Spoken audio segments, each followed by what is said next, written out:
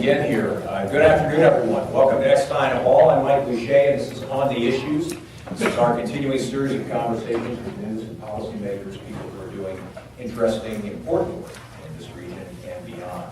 Today we are joined by Mary Burke. As some of you know, she is a former Trek bicycle executive, former Secretary of Commerce under Governor Doyle. She's been a philanthropist. She is a Madison School Board member, and probably most important for the sake of this conversation, she's a Democratic candidate for governor. So why don't you please give her a warm welcome.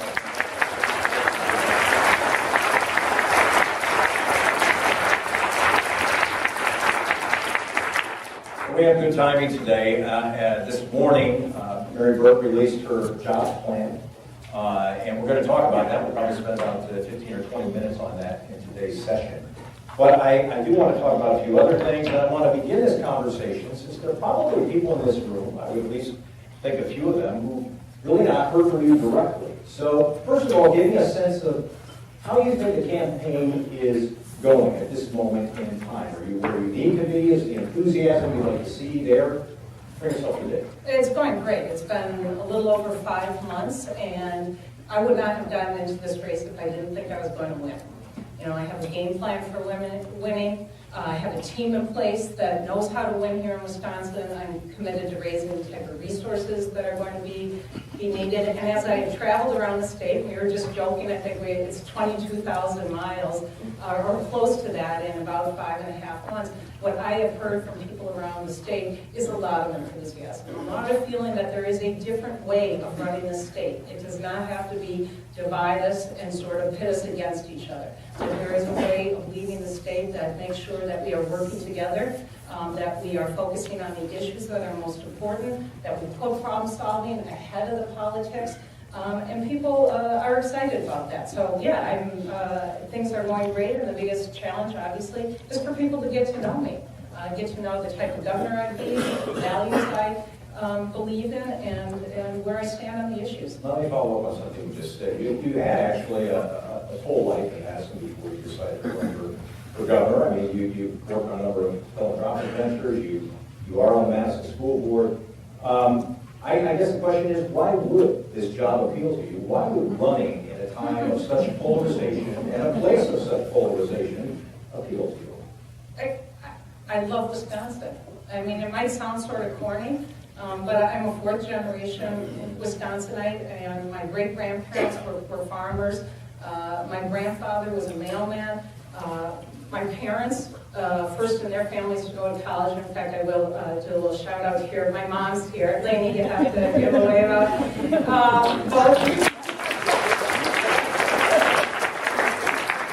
Both my mom and my dad went to school right here at Marquette, and my mom's on the Women's Leadership Council here. And I grew up actually watching Al McGuire and Marquette play in the national championship. There's just so many things that I hold very dear in Milwaukee and inWisconsin. And I'm deeply concerned about the direction that we're heading in Wisconsin.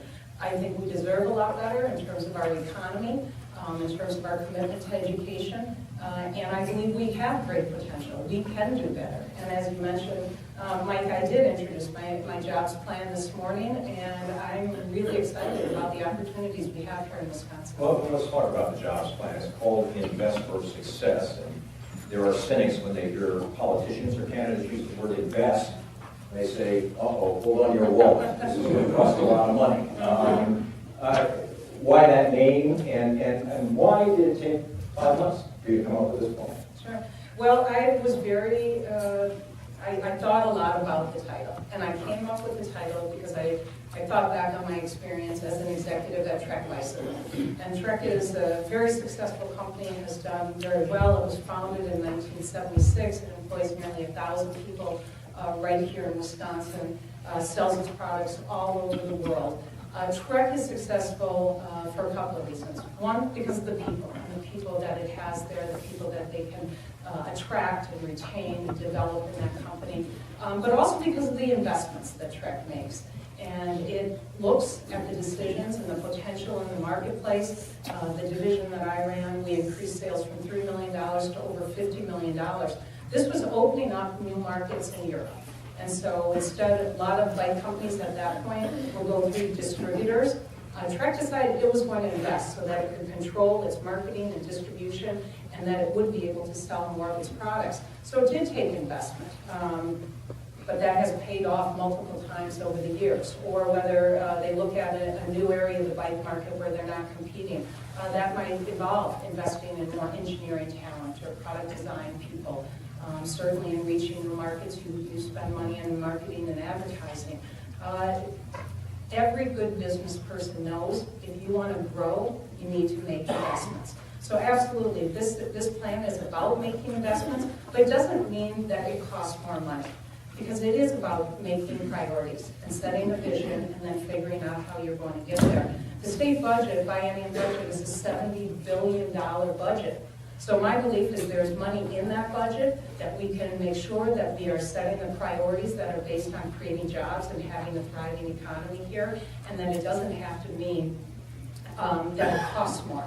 It means we reprioritize and we're spending money wisely. Who did you talk to in putting this together? What kinds of conversations?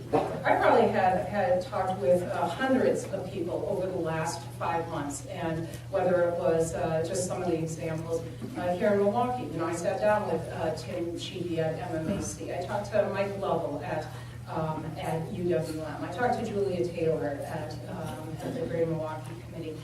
Educators, economists, experts in their field. Some of the work that has gone into this comes from Michael Porter, who is a well-known expert out of the Harvard Business School around industry clusters, educators, CEOs.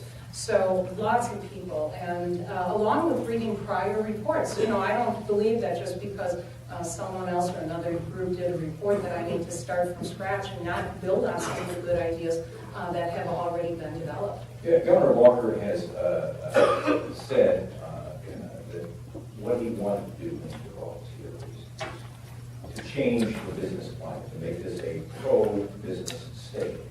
And so I was struck when I read this document. It's about 40 pages, and I read it this morning.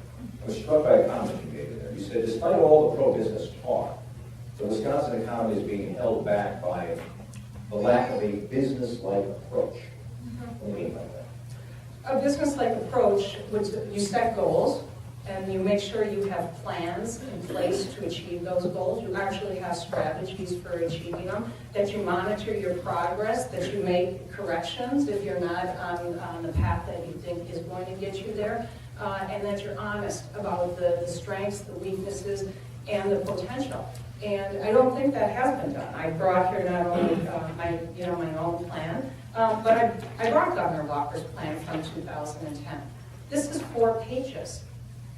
I've seen 8th grade term papers that frankly have more work put into it. And I just think when you get serious, I've read through a lot of economic development plans and putting together this plan. And none of them were 4 pages long. We're talking about a state's economy. We're talking about our future. And it deserves some serious thinking and some real detail and some real plans. So yes, and setting goals, making sure you have plans to achieve those goals, and that you have the benchmarks for knowing if you're on track. So what would you do differently? What is either not being done or not being done as well if you can? Well, I will go through this. This is sort of wonky. I hope I won't be too boring to anyone here. But the 5 key strategies in there, first and foremost, is we're going to align our economic development efforts around our industry clusters. So this builds on the strengths that we have here in Wisconsin, whether it's our manufacturing or agriculture or high tech. This is really economic development thought that has been effective in other places in the country and even outside of the country. We then make sure that we are aligning our workforce needs and creating the type of workforce skills and education that are going to make sure Wisconsin is competing for the jobs. In this report, I cite a research study that says Wisconsin needs to create 670,000 more degree holders by 2025 to compete for the jobs of tomorrow. That means we have to increase the capacity, particularly in our higher ed. So that's That can be a certificate, an associate's degree, a bachelor's degree, but it does mean we have to be building up our education system to make sure we have greater capacity, that we are aligning it with the job market, and that we're making sure that students are persistent in that. And I say we have to start in K-12. We can't have students graduating from high school and not already having thought of what their career paths are going to be, and that they're already being prepared for that. So the third is entrepreneurial climate. Under Governor Walker, we're 48th in the country in terms of new businesses started, and yet new businesses and small businesses account for 70% of the jobs created. So for Wisconsin to have a top 10 thriving economy, we have to do a lot more in these areas than we're doing now.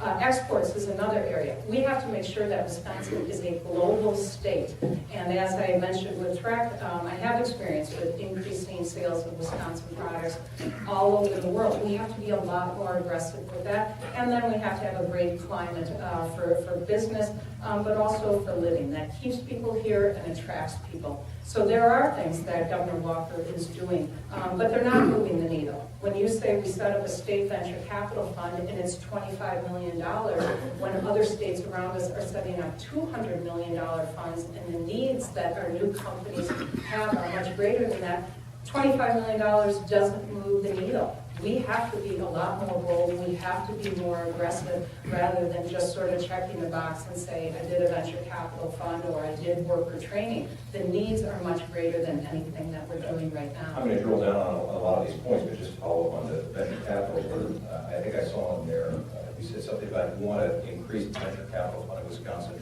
from roughly $30 million to $120 million over 4 years. Mm-hmm. It's a lot of money for the state. Right? Yes. And you think that investment will pay off? You're confident that if you invest that kind of dollars, it will pay off? Well, I'll tell you, first of all, these are investments. This is a venture capital fund. You're investing side by side with actual private investors. This is money we're going to get back, Mike, and we'll be able to reinvest in more Wisconsin companies. So it's not as if we're just spending it and we won't see it again. So yes, and when you do look at a $70 billion state budget, it's actually a very small amount of that budget. But it doesn't mean we won't be wise about how we spend it and make sure that we have the accountability. Let me delve into each of those topics you just mentioned, the strategies you just mentioned, the clusters of opportunity. Now, there may be some people, including the governor's office, who say we're already doing that. We've got the Water Council going down in southeast Wisconsin. We've got a pretty vital technology area in the UW Research Park. We've got the printing industry. We're doing that. How is that different than what you're proposing? Well, I would do it a whole lot more. I mean, those are isolated examples. This is about looking at every one of our strong clusters and providing the impetus and the support so that industry is able to align themselves and look at the areas to work on within those clusters of business attraction, exports, entrepreneurism, regulation and taxes, infrastructure. So not only do you need to have clusters, but you have to make sure they're effective and they're actually working in a way that is going to help support their development. I don't think they're getting enough support from the state. We're not addressing enough of our key industries through these clusters, and we're not aligning them in a way that is looking at their workforce needs over the longer term. I mean, one of the examples I give is to make sure we have an economist assigned to each one of our clusters to be able to forecast workforce needs, then tie that into our local efforts in our technical colleges or our universities to make sure that we are preparing to have that workforce that is going to fulfill those needs. And one of the things you talk about in this report is the brain drain in Wisconsin. We hear a lot about that. Mayor Norquist, Mayor Milwaukee, used to say there's a brain gain in Milwaukee where you would have students coming here to attend school, but they would leave after they graduated for other opportunities. What can government do besides putting up walls around the state of Wisconsin to keep our best and brightest here? What can we do about that? Well, it is a serious issue, and I talk to folks every day who give me examples of that. The biggest thing that we can do is make sure that we are growing our economy and we are creating the types of opportunities so young people stay. And just last month, I was sitting down with some folks in a diner in Monroe, Wisconsin. And I'm sitting right next to him just like this, and I asked her what her biggest worries were. She said her biggest worries is her daughter. This is not that she's in trouble or anything, but she graduated from UW-Madison in May. So this was February. She graduated in May, hasn't found a job yet. I hear these stories all the time, and parents are worried that their kids are going to leave. So the biggest thing that we can do is make sure we have a thriving economy. And the latest job numbers that came out just last week showing that we're 35th in the country overall in job creation, that out of 10 Midwestern states, we're 9th. We've been growing at half of the national average, so we aren't creating the opportunities that young people want to see to be able to stay, or at least not enough of them. So first and foremost is we have to have a growing, thriving economy, particularly in the new areas in which young people may have the greatest interest. Also around new businesses and entrepreneurism. That helps to keep and attract students. I mean, my nephews, I have 2 nephews who live in the Milwaukee area. One of them started his own business. He's a Marquette graduate and started his own business 2 or 3 years ago. Those are the sorts of things that people will keep people staying. But we also have to have vibrant communities. We have to be prepared to invest in our communities, and we have to take on the challenges that our communities face. So here in Milwaukee, we do have challenges. I love Milwaukee. I think we have incredible potential here. But we have to take on some of the challenges around our education system, around high unemployment in the central city, about lack of job growth right here in downtown. Those are things that make a big difference to making sure we keep people in the state. But we also, there's a lot of tactics in this plan that talk about just having better connections between companies and our universities, increasing the amount of internships so that when students are graduating, they already have connections with local employers. So there is a lot that we can be doing. And again, that's another way of utilizing your clusters in a way that's not being used now. You mentioned taxes in here, and that's part of the climate. The governor feels it's an important part of the climate here, that we had sort of a hostile environment for business. I think that's probably the way he would describe it until he took office. I'm wondering why there maybe isn't more discussion of taxes in this particular proposal, the recipe for economic success. Do you feel that taxes are a significant detriment to business and economic development in the state? I think that and there is actually a section on taxes in the plan, and I believe that we have to make sure that we hold the line on taxes. As governor, I want to hold the line on taxes, and our property and our income taxes are higher than the national average, although that's offset by having a significantly lower sales tax. So taxes, no doubt, are part of it, but I think that companies, particularly companies in this competitive environment, look to making sure that they can get a skilled, qualified workforce, that they can attract people to work for their company, regardless of where they are in the state, and that's about having vibrant, safe, and strong communities. And I will go back to my experience at TREC. TREC has started, from a couple of people to nearly 1,000 employees here in Wisconsin, and has been successful, and thinks that Wisconsin is a great place to do business and has never considered leaving it. Do they feel that the taxes need to change? I don't think that that's on their top 25 list of what is most important to making sure that TREC Bicycle is a successful company. So it's one of the elements, but I think that there's a lot of elements that go into it. I have to ask you something. I already saw the head of the Republican Party in the state tweet about this earlier today, but it did catch my attention when I looked at the report. He talked about you'd like to see a program created that would encourage manufacturers who are doing business manufacturing overseas to come back to Wisconsin. And the Republicans said, well, isn't that ironic? Because TREC Bicycle doesn't turn on manufacturing overseas. What's your response to that? Well, there are more and more reasons that a lot of manufacturers are looking at being able to bring jobs back here, and part of that is fuel costs. Another one is being able to respond to their customers more. TREC manufactures more bicycles in the U.S. than any other bike company. But it is a competitive industry. But as governor, I'm going to work with all Wisconsin manufacturers. I'm going to identify as many opportunities as possible to bring more manufacturing jobs back to the United States. I don't know if you saw, but last year, about a year ago, Walmart announced that they were launching a $50 billion initiative to bring $50 billion more of products back to U.S. manufacturing that they buy over 10 years. Then they followed up with that by having a conference in August in Orlando that was about U.S. manufacturing and being able to increase that. That conference was attended by 7 governors. I was asked by a Wisconsin business person who does business with Walmart, why wasn't Governor Walker there, touting the benefits of Wisconsin as a place to bring jobs back to manufacturing. So I will be at those conferences. I will be fighting to make sure that we are taking advantage of all the opportunities and touting Wisconsin as a great place to do business. I noticed that, and I think I mentioned this on the TV show the past week, but I noticed you met with Wisconsin Manufacturers and Commerce. You met with the president and CEO, Burke. I said it was interesting, maybe even surprising. They're probably going to run a lot of ads, but they're not necessarily going to be terribly collaborative. You don't think they're going to be with me? Well, I guess that's persuasive you were during that meeting. But why have that meeting? What's the point of that meeting?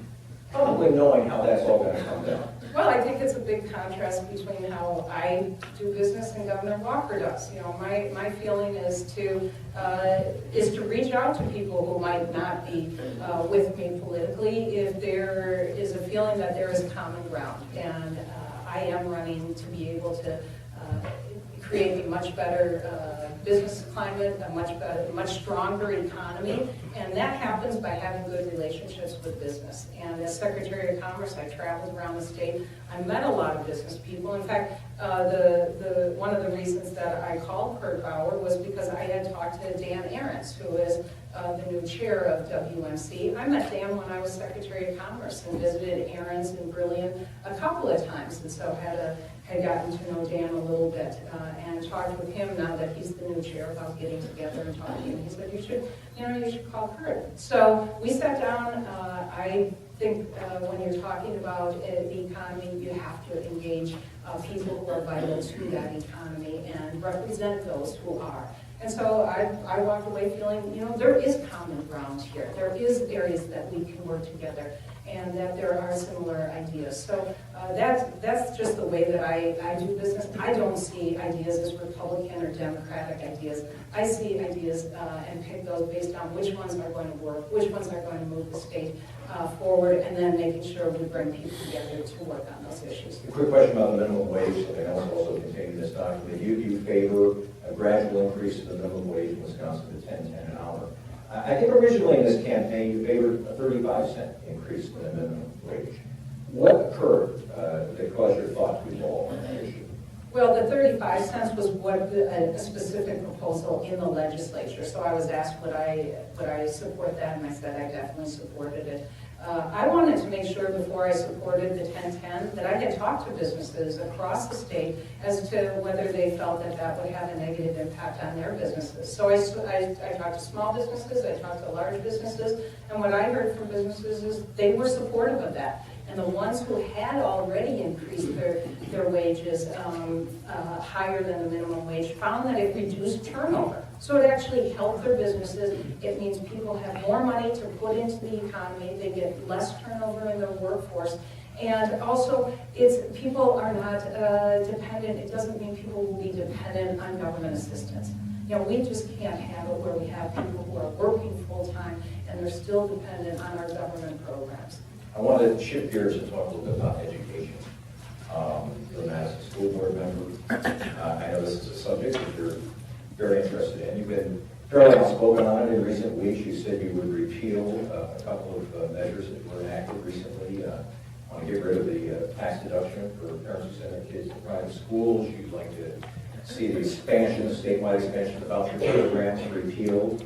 What do we do about Milwaukee and Racine, where there are active voucher programs during the topic? Well, I think we have to operate within the framework that exists here. And I think we have to stop the battles, frankly, that are between vouchers and charters and the public schools. And say, how are we going to work together to improve education here in Milwaukee? I think there's a great opportunity. And we have to be honest to say, you know, within those three different types of schools, you have in each of those, you know, good schools that are doing well. You have good public schools, you have good charter schools, and you have good voucher schools.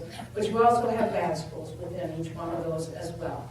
And I say we've been wasting too much energy pitting those against each other than to say, how are we actually going to improve education overall in Milwaukee? Build on the good things that are happening, because there are a lot of good things happening, but also take on the challenges that are standing in the way of making sure that students are succeeding.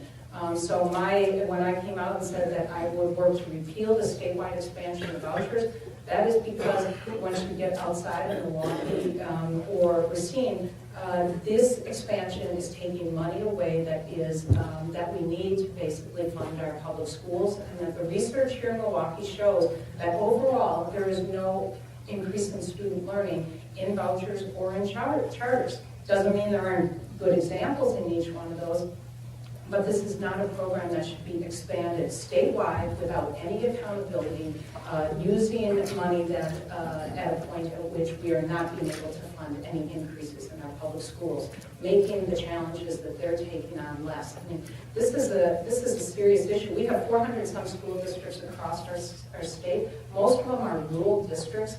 I was up in Rhinelander a couple of months ago. Remember now it's 25 below in the morning when I woke up. But I met with some business people there who are strong supporters of the public schools. They realize how vital it is to their community. And even though their students attend private school for religious reasons, they told me what bad shape their schools are in there, that they have cut to the bone, and that they are concerned that there hasn't been any increase in state funding. So this issue around public education is important, because we are not going to move forward as a state unless we are understanding that we have to redefine the role of our high schools. We have to make sure we are graduating kids who are ready for college or for a career. And we're not going to be able to do it if we take money away to fund a whole second school system. But that's the statewide. But here in Milwaukee, I'd say let's get people around the table. Let's figure out how we can build on the good things that are happening. Let's address what the challenges are with MPS and the issues that they face by having declining enrollment, which make it very difficult to manage the schools. And I just know we have so many good people in this community who are working on issues of education that we can find solutions. I ask about MPS in a moment, but just to be clear, Governor says the statewide expansion of the voucher program is about choices, options for parents. You just simply don't buy that. I don't buy it. I think what we have to do is we have to make sure the choices are good ones. They are not going to, if you just create more choices, but they aren't good choices, that we are not going to move the state forward. You like that accountability measure that looks like it will be acted on by the legislature, which will essentially have all these different types of schools under the same report card? Does that appeal to you? Well, I'm skeptical because there's no consequences in it. So I don't know how you call something an accountability bill if it doesn't have any consequences in it. I think about one of my sisters, she's not here today, but we were talking about her daughter getting her first cell phone. You know, they went through, before she got the cell phone, they laid out what the rules were, they were laying out what the consequences are. And what we did with this statewide expansion of vouchers was we expanded it without talking about the rules and without talking about the consequences. And the bill that is being acted on doesn't have any consequences at all. So I don't think it's an accountability bill. And I want to ask you this. We're now going to be looking for a new superintendent here in Milwaukee. Yeah. And there are a few folks in this town who are saying maybe we should go back and look at doing what your former boss, Governor Doyle, and Mayor Barrett talked about in 2009, and that's having the mayor essentially assume control of MTS. Should an idea like that be on the table? Would it be on the table if you were governor? I don't think it's an idea we should put on the table. I really think that this is the time to not be fighting that battle when the battles we need to fight are how are we going to improve education.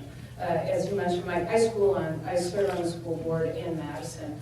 We have a superintendent who is hired by the board. The board obviously oversees the district. We have a lot of issues in the Madison School District. We also have a very strong union in the Madison School District. We have been able to work through that. In fact, I mean, when I ran for school board, the union ran someone against me. And not because they don't think I'm serious and committed to public education, but because they knew I wasn't a rubber stamp. And I wouldn't be. But I don't want to distract from improving our schools, improving the instruction that's going on in the classroom by fighting the battle again about mayoral control versus the school board. I think we can address the issues around student learning. It will be hard work, but I founded an initiative in Madison starting 6 years ago that brought together the public schools and the Boys and Girls Club. It was saying, you know, it's not just about pointing fingers at our schools and saying they're not doing the job, but saying how can we collaborate, how can we address our issues together. This program, which was oriented towards students from low-income families, most of whom would be the first in their families to go to college, now has 650 students in it. We already have 100 who have gone on to college. We have an annual assessment done by UW-Madison where we track very closely the effectiveness of the program. It is a model that can be built on. I mention it only because I know that we can be successful if we find the common ground and we work together. We're on a college campus. There are a few college students in here today. I see a few faces that look somewhat familiar. Let me ask you a couple of questions that seem to be important to young folks today. One of them is on the same-sex marriage issue. We passed a constitutional amendment back in 2006 in the state. 60% of the people who voted for it. Defines marriage as that between a man and a woman. Your position on this today, is this a big issue in this campaign? Is it a not so big issue? How do you feel about it? Well, I feel that people should have the freedom to marry who they choose. But I don't sense that it will be a big issue, but it could be. I think, you know, a lot of people's viewpoints have evolved. A lot of states have moved forward on this. We want to make sure in Wisconsin we're welcoming. Do you think it hurts business if you have a ban on same-sex marriage? I've had a couple of people in prominent businesses in this area who said, we have some people who we would like to bring to Milwaukee. They're talented people, young executives, and they're not sure. And part of it is because they're not sure about the environment. Do you think that's true, or is that an exaggerated tale?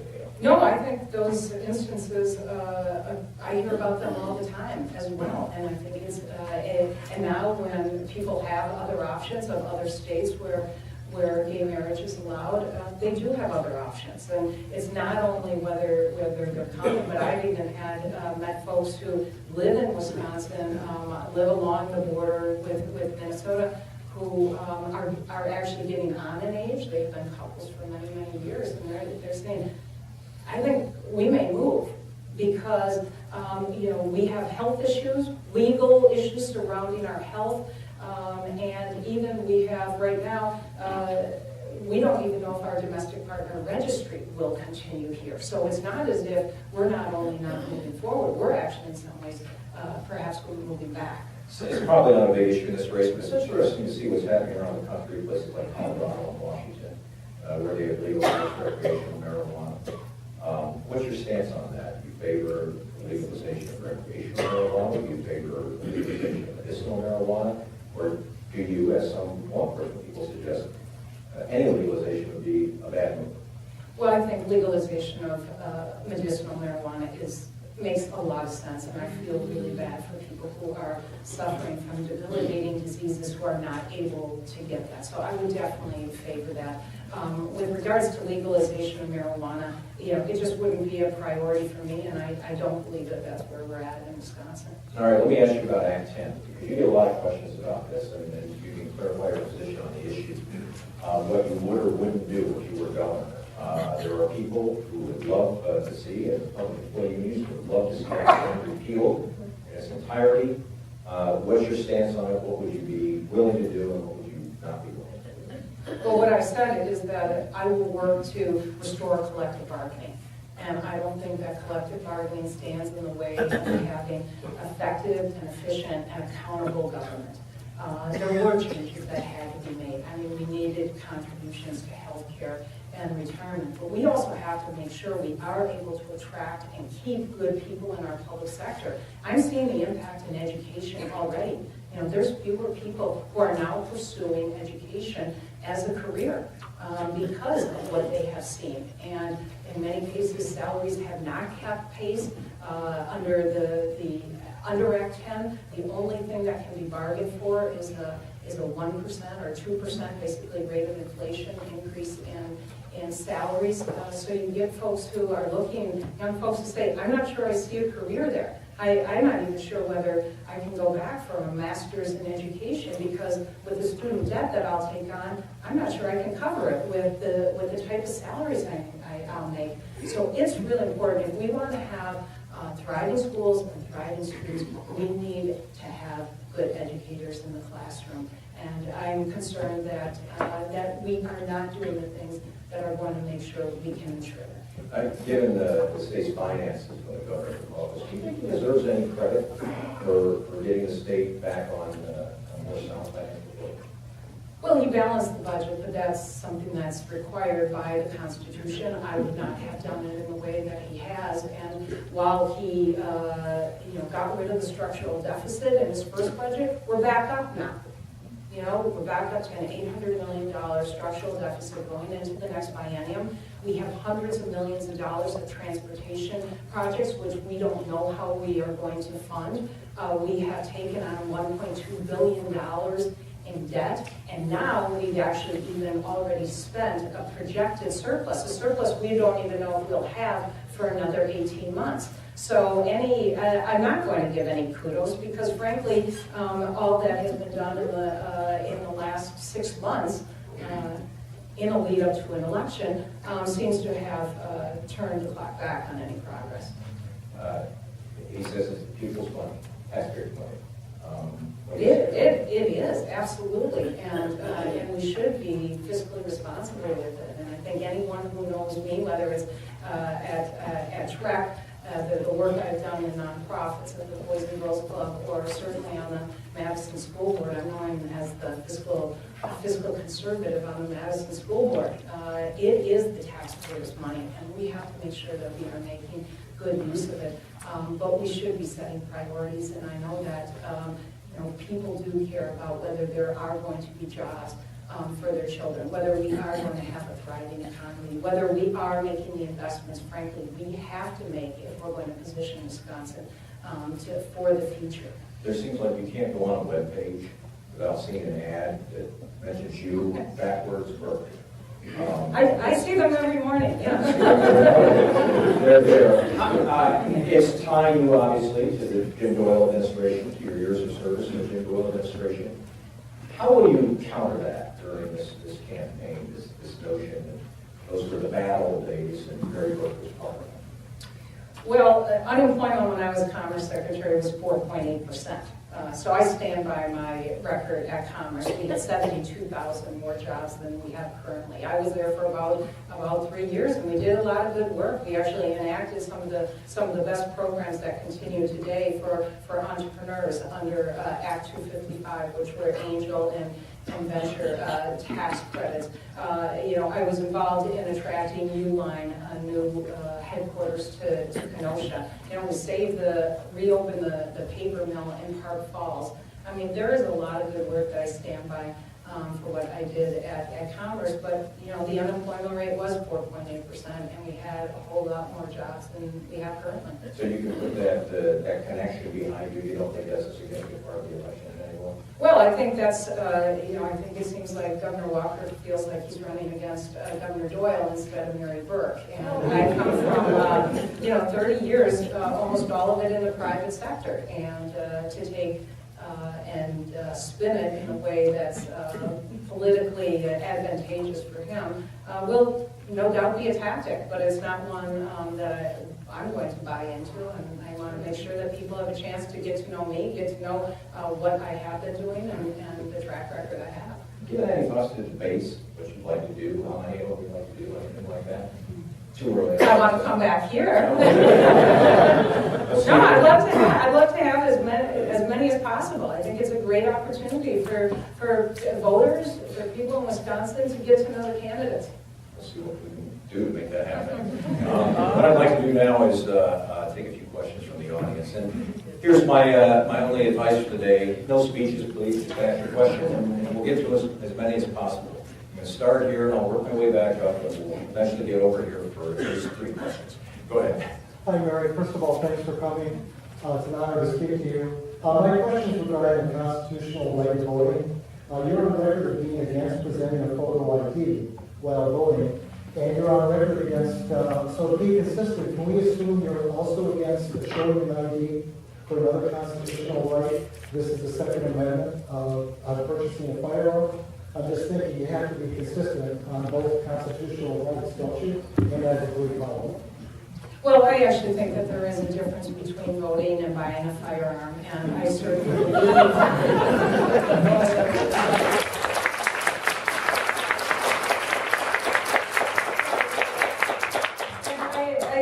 believe I believe in our Second Amendment rights, and certainly, you know, we have a long heritage here in Wisconsin of gun ownership and hunting, and I respect that.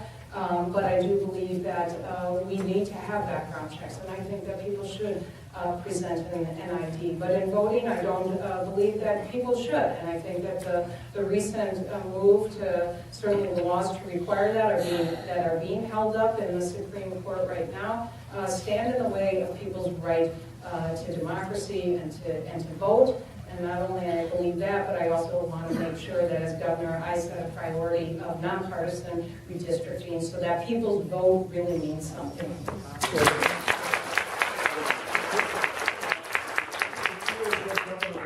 Grade, the old school AF, what would you give it?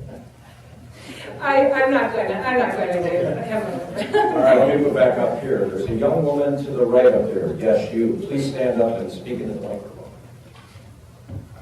Since you believe that Walker's budgets are creating deficits and you don't plan on raising taxes, how will you be able to pay for the many areas that you want to increase spending in? And what are the 3 biggest cuts that you're going to make to the budget? Well, as I said, I'm going to go line item by line item through the budget. It's a $70 billion budget, and I know from work I have done and a lot of other organizations, there are savings to be found in that. I would also make sure that we are accepting federal money that helps to support our infrastructure, that makes healthcare more affordable, and I would not turn down hundreds of millions of dollars in Medicaid money. So that is something I would do. I'm going to make sure. How about right here? Yes, you. Yeah. Hang on. Wait for the microphone. As far as Wisconsin goes, with the somewhat shaky rollout of the Affordable Care Act, I want to know your confidence in the federal government in continuing to guarantee enhanced funding for, in particular, our state. Sure. Well, the federal government has said that they will pay 100% of that cost for the first 3 years, and then 90% after that. And that is a lot of money that would be able to come back into Wisconsin, that frankly fuels our economy, makes healthcare more affordable, and I think we can depend on the federal government to stand behind its commitments. But I'll tell you, I see a lot of money that is put out by the federal government that does not necessarily say it's going to be there forever, and yet we still take it. As we should. Wisconsin does not get its fair share of federal government money. This is our Wisconsin taxpayer money that we are paying into Washington. And as governor, I'm going to fight for every single dollar to make sure that we are getting our fair share, because this is what helps fuel our economy. Let me, Brian, move over this way. We're going to move over a little bit. We're going to try and hit all three sections of the room here. Yeah, let's try this gentleman right here. Hi, Mary. I'm Harry from Milwaukee. I have a question a little bit more specific about Trek. With the key point of your jobs plan being insourcing or bringing our jobs back to our shores, will you commit to bringing Trek's 800 jobs back to Wisconsin? And how can we trust you when you already outsourced jobs before? Well, as I had mentioned in response to Mike's question, I want to work with all Wisconsin companies and identify areas that can be jobs that can be brought back. But Trek produces more bikes in the U.S. than any other company, but it's a very competitive industry, and not one of its competitors produces even one bike here in the U.S. Other questions? Hands are gone down. You must be answering all the questions here, so let's go over here. We'll come down here. Yes. What's your position on the use of geothermal? Well, we should be looking at all different opportunities that we have in Wisconsin to tap into alternative energies and to develop those. This is actually a growing industry for many states around the country, and Wisconsin has frankly actually gone backwards. I talked to a gentleman just a couple of months ago who had a business in solar panels, and he employed 35 people. In the last 3 years, he has laid off 32 of those. He's down to 3 people. So clean energy is actually a way for us to be growing our economy, and really builds on not only the research, but the infrastructure that we have and the manufacturing talent that we have here in Wisconsin. So I'd be looking at how we can grow those industries. Thank you. Press down on that if you would, please. No, on the rear. On the rear, on the side there. Yeah, there we go. What can we expect from the Burke administration for Sean? Well, that's why I've taken, this is 5 months and gotten out this jobs plan, because this is going to be what I'll start with right away on day one. The most important thing will be putting in a team in place. I want to make sure I have great people on my team, and so between getting the team in place and implementing this jobs plan, that's going to be the priorities on day one. You said that's a starting point for you. Yes. That you intend to fine tune as you talk to people or get input from people? That's right. So between now and November, this is the starting point for an economic development and jobs plan. But I'm going to be having a lot of conversations. I want to get more input from people, refine this plan, and then hit the ground running. To do it here. Specifically, would there be money for fixing potholes? Well, and that's Fixing potholes. yes. Yes. Hi, Mary. Renee Davis from Milwaukee. And my question is, I really love hearing you talk about seeking common ground throughout on a number of measures. And I'm specific, and I love the fact that you love Milwaukee, as you do the rest of the state. So my question is, how would you approach having the rest of the state love Milwaukee more? Everybody hear that? How do you approach getting the rest of the state to love Milwaukee more? The tone is set by the governor, and I think that if I set the tone that says, hey, we are going to be stronger. If we have a strong Milwaukee, we will have a thriving Wisconsin. If we have a strong Milwaukee, in my plan, I outline that we have, overall, since the year 2000, the U.S. economy has grown by 1.4% in jobs. During that same period of time, Wisconsin has lost 1.4% of its jobs. Now, we have areas of the state, South Central, along with western Wisconsin, that have grown at 6%. But we have also seen in southeastern Wisconsin here, and in the northern part of the state, where we have actually contracted, we've lost 5% or more of our jobs. The Milwaukee area is a third of Wisconsin's economy. We have to make sure that Milwaukee is thriving. And so, we have a vested interest. Unfortunately, too often, it is about dividing people and putting them against each other, that the message is if Milwaukee gets something that's somehow being taken away from another one, you have to change that message. That shouldn't be the message. It should be like when Wisconsin wins, when Milwaukee wins, and vice versa. I'm going to go to you on next. Question I have for you, Mary. In the past, you've said, I think you're here, that you'd like to hold the line on taxes, or you will hold the line on taxes. You also indicated in the past that you feel the rich should pay their fair share. Do you find there's a discrepancy between those statements, and will they both still be true after the jobs plan is implemented? Because you mentioned investments several times, and investments, in other words, for spending. And I know you said you look for the fraud, abuse, and waste. You've been in government, so you know where to look. You can tell us first whether or not that is a little bit of a contradiction, holding the line, and yet the rich paying their fair share. And secondly, where are you going to be looking if you can't find it? What would you do? Yeah. No, I don't think that there's any conflict at all. I mean, as I mentioned, Wisconsin's income tax rates are actually above the national average, and so in holding the line on taxes, you certainly see that at the upper income brackets, you do see levels that are higher than a lot of states, and so I don't see an issue or conflict between those at all.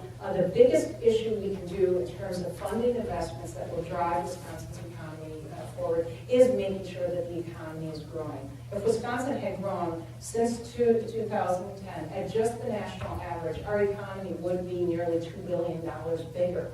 Well, that's an increase that helps support that investment in taxes without raising taxes at all, with holding the line. So in the long term, that's what we have to do. We have to make sure that we are growing our economy and that we are able to still hold the line on taxes. Yes. If you support bringing back collective bargaining, would you also bring back mandatory arbitration for those unions that have lost it? Well, I think that the other things that I would certainly support is making sure that unions can deduct dues from paychecks, making sure also that in terms of being able to certify that the vote is one that is not based on it's based on who's voting, not all the eligible voters. But I look at each parts of Act 10 and make sure and understand what the impact is on not only our state government, but on jobs. Because as I said, there were some changes that had to be made, and I look through that and see whether they are ones that they are ones that are necessary, and what the other impacts would be. Yes, sir. We've had many Milwaukee County judges come speak to us about alternative sentencing and about the impact of for-profit prisons. What is your stance on local prisons? Well, Wisconsin spends almost twice the amount that Minnesota spends on corrections. We have states all around the country, including those that are strong Republican states like Texas, looking at alternatives because they're realizing that the current system is not working. That we are putting people in prison who are not necessarily dangerous to communities, that they are getting out and going back into prison. It's more expensive to put people in prison than it is, frankly, to put them in schools. And we're spending more in corrections than we are on higher education. So I'm going to look at all the options to be able to drive that cost down. But also, first and foremost, we have to keep our communities safe. So I believe we can do that without jeopardizing safety issues. In fact, making our communities more safe. For-profit prisons, I think was the other part of the question. Well, Any feelings about that? Yeah, no, I don't favor for-profit prisons. I don't think that that's something, what we should be looking at is how we actually reduce the cost without it, but I don't think that's an option that makes sense. Time for just a couple of more questions. Sure. Yeah, go ahead, sure again. Do that again.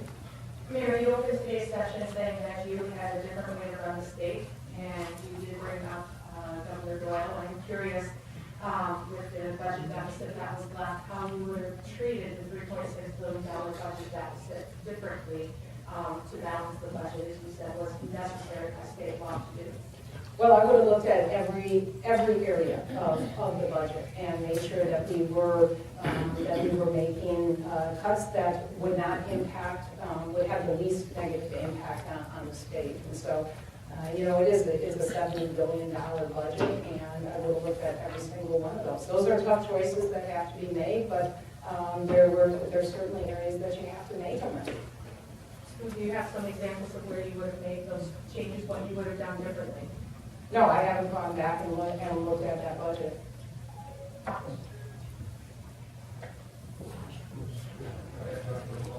There you go. Harry, you're familiar with people power transportation. Do you have any suggestions in terms of how we can improve our overall transportation infrastructure in Wisconsin, and specifically to speak to the initiative, the stimulus money that was available to Wisconsin that you turned down to create a rail service between Madison and Milwaukee? Yeah, well, I would have definitely accepted that money. That was important infrastructure for our state to put us into the 21st century, link us with strong economies in Chicago and the Twin Cities. It would have meant thousands of construction jobs and manufacturing jobs right here in Milwaukee. So I would definitely have accepted that. And as governor, we have to make sure that we are investing in our transportation infrastructure in alternative methods, not necessarily just our roads or our highways, and figure out how we are going to fund that.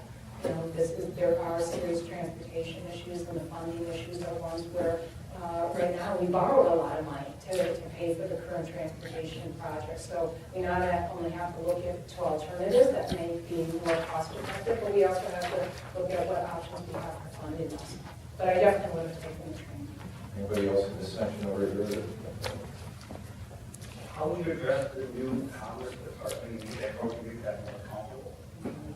We now have the Wisconsin Economic Yeah. Development Agency, which is a reworking of the Commerce Department. How do you feel about that? How do you make it its most effective? Well, I feel that what's most important is the function and the effectiveness of the organization rather than the form. So I'm not saying that I would change it back, but I don't think it needed to be changed in the first place. That was, and we saw that the rollout of it was extremely poorly managed. There's a loss of tracking of taxpayer money and accountability. There's been huge turnover in leadership in that organization, and most recently we've seen that they're not even spending the money appropriated to them. And this is at the same time that I hear from entrepreneurs and small businesses across the state that they can't get the funding that they need in order to expand. So I would go through and just make sure that we had accountability around all the different monies. We also measure the effectiveness. We have to make sure that the money that is being spent is actually creating jobs or fueling economies, whether it's our regional, local, or state economies. But those aren't things that actually are that difficult to do. And so the fact that it wasn't done from the get-go in Weeder is disappointing. It was completely mismanaged. One final question, yes. Yeah, press down on the rim, not the ball, but the rim. Just hold your finger down. Hi, Mayor. Sally Pels.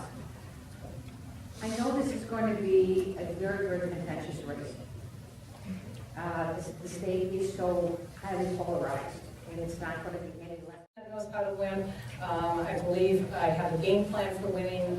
What I need to do is make sure I raise the resources that enough to compete.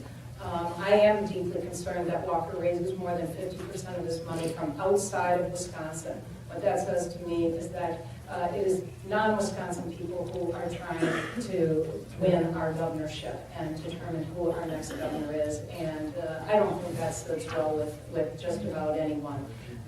And so that is going to be important. But it's about people getting out, volunteering, sharing their perspective with other people, making sure people are energized for the campaign. But every day I am more confident of winning, and it is because of the people that I talk to every day and the support that I'm getting. I'm going to wrap things up there. I'm wondering if I can indulge you for 1 minute. I just want to make you aware. We've got a lot of people here who are interested in the world around them, and we've got a number of events here at the law school that we'd like to make you aware of. Tomorrow, Professor Charles Franklin will reveal the latest results of the Marquette University Law School poll. It's funny how that just could have been here tomorrow. We might have a whole lot to talk about. But Charles will be with us tomorrow at 12:15. Next week, April 1st, we're going to be looking at the education situation in Milwaukee. Alan Borsick, one of my colleagues here, who has put together a great conference. It's going to explore lessons from elsewhere that might be applicable to Milwaukee's education system. Beyond that, I'd like to have lots of voices here. We will have the Milwaukee County Sheriff here, David Clark, on April 10th. And a busy week, April 21st, former Obama National Security Advisor, General James Jones, will be with us. He is now a proponent of the Keystone Pipeline, so we'll hear what he has to say about that, and also talk about Ukraine and all kinds of stuff. On Tuesday, music mogul turned social entrepreneur, Kenny Gamble, who's running some charter schools now in Milwaukee. He's a Philadelphia guy who is doing some pretty interesting things in the African American communities and neighborhoods of this country.